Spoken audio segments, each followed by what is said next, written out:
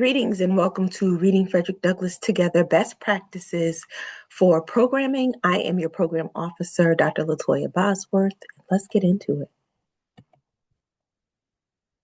So just as a reminder, here at Mass Humanities, we create opportunities for the people of Massachusetts to improve their lives and build a more equitable commonwealth through the humanities. Mass Humanities receives major support from the Massachusetts Cultural Council, as well as our generous private donors. And as a private 501c3 nonprofit organization, we are committed to responsible stewardship of public and private resources through the guidance of our state board of directors and the creative, efficient operations of the staff. So I'm going to go through this in terms of what, who, why, where, when, how. And so first of all, we'll start off with the what. So currently there are 3 versions available of the speech. There's a longer, a short, and a medium. Medium is our most common, and that is the one where a lot of our resources are tailored to.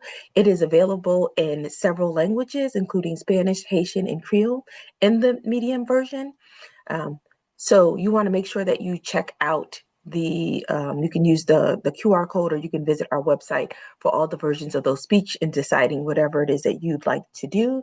And also check out our interactive map to look at the places where Douglass spoke. In the speech, you always want to provide that sort of cultural historical lens whenever you are going to be discussing the speech.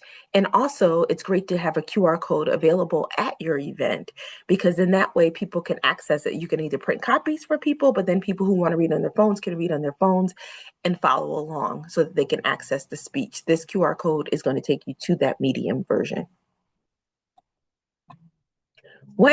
So most popular time of our season is certainly Juneteenth and July 4th. However, you can host a reading for any time of the year and in alignment with things such as the anniversary of other liberations that take place throughout the calendar year, or even during Black History Month.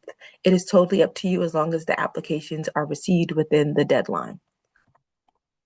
Where? So when we talk about where we're going to host the event, we really want to think critically about accessibility. Is this a place where people are able to access it easily, perhaps through public transportation? Is it ADA compliant so that people are able to get in and out of the space?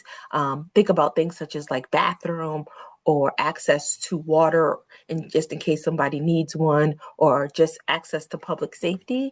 Also, you want to think about, when you are hosting the event in your wear space, about the weather, particularly if you're doing something between Juneteenth and July 4th. We have had really rainy summers and we've had really sweltering hot summers. So you want to think about heat advisories and rain, and having rain dates, and also preparing for them by thinking about having things such as tents, or if you are having it indoors, that's great. But if you're having it outdoors, perhaps having an indoor space that's adjacent or next door if you need to move inside quickly. You also want to think about your communities and demographics and where they are taking place, so that you can think about ways in which you can be culturally responsive in supporting those communities and demographics, and also think about who you want to show up for the reading and who you'd like to participate for the reading. Some of our readings are very focused on adults, some are focused on the elderly or veterans. So it just depends on what you want your demographics to look like that are going to help to cultivate where you'd like to have it. And also, when you think about hosting as a part of festivals, you want to think about the noise level of festivals, right? It's a lot going on. So when is going to be a time that would get people's attention, right? Sometimes doing it on stage when a lot of other things are happening can feel disruptive, or can be a little bit overstimulating. So perhaps having a separate space within the festival that people can go into to hear the speech or participate in it, or having it prior to the festival, or somehow maybe at the end of another larger event. But thinking about where it's going to be, and are people going to be able to hear? Are people going to be able to see? And are people going to be able to participate and access the space?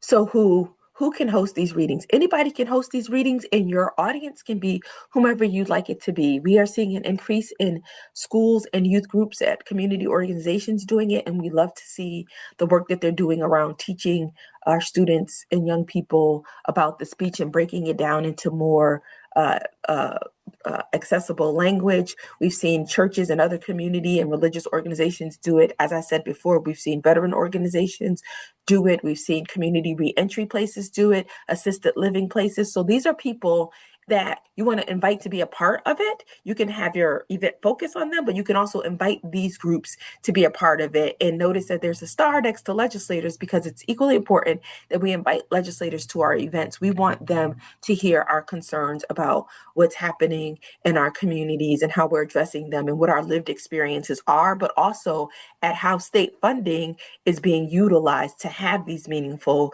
conversations and gatherings. So why, right? Why scholars and why discussions? It's great if you want to just host a reading and get people to read and let people talk casually about it. You are more than open to. This year we did change the grant amount level. So if you want to include discussions and scholars, here's a little bit about that. So one, your scholar, and a scholar does not have to be a formal scholar, somebody with the PhD at the end of their name. A scholar can be anyone who is knowledgeable about the content and the historical context, as well as if we're going to focus on community, what is happening in this particular community. So scholars and discussions are going to provide that historical context about where the speech took place, why it's so significant, its power in it now, who was the audience then versus who's the audience now. You can also connect it to current topics that are related to democracy and equity at the national level, at the state level, and even at the community and neighborhood level. It's a great way to generate ideas about how do we empower communities and also foster skills and capacity for engaging in what can sometimes be difficult conversations. And that's where we start to make the difference, when we have time to sit and have those difficult conversations in a way that is meaningful and respectful and where people feel safe.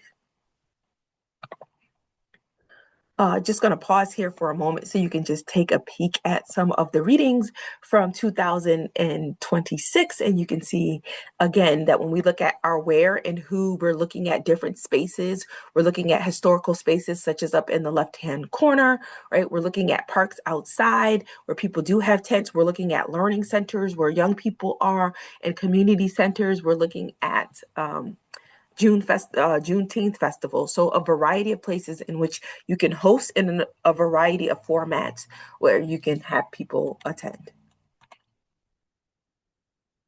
So how? I think the how is more important than the what, right? Like once we have things set up, the how is very important to mass humanities and when it comes to hosting an event. So first and foremost, I will always tie it back to the trauma-informed discussion guide, because that is how we make sure that we have safe spaces for people to attend, for people to show up and be able to feel like they are a part of whatever discussions are taking place.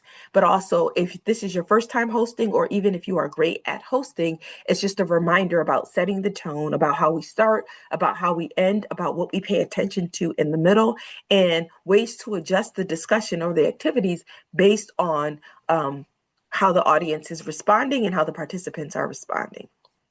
You also want to think about accessibility, which is a big thing. I'm often in spaces where people feel that their voice is loud enough, right? Because they are a teacher or they are a speaker, but we have to think about people who may be hard of hearing or have other issues. And so microphones are important. One of my suggestions is to have two microphones, because then that way, one, you have a backup in case something happens, but also with two microphones, it allows participants to go up one at a time on each side, which keeps that flow going. You also want to have, again, copies of the speech available. Perhaps think about the size of print if you're working with a particular population around that. QR codes, but again, having both, because some people love the online stuff, some people do not. So just making sure that, again, the space is accessible, but also that people can hear and see what's taking place. And we certainly encourage you to get creative with that. The Trauma Informed Guide, again, gives you ideas, but think about different ways in which you can extend the programming, ways in which you can involve the arts, ways in which you can involve more discussion or hands-on activities. A great way to learn more about this is to attend our February 4th live webinar, where we'll have former grantees and potential grantees come together and we kind of talk about our experiences and what we've seen and what we've seen work and what we love.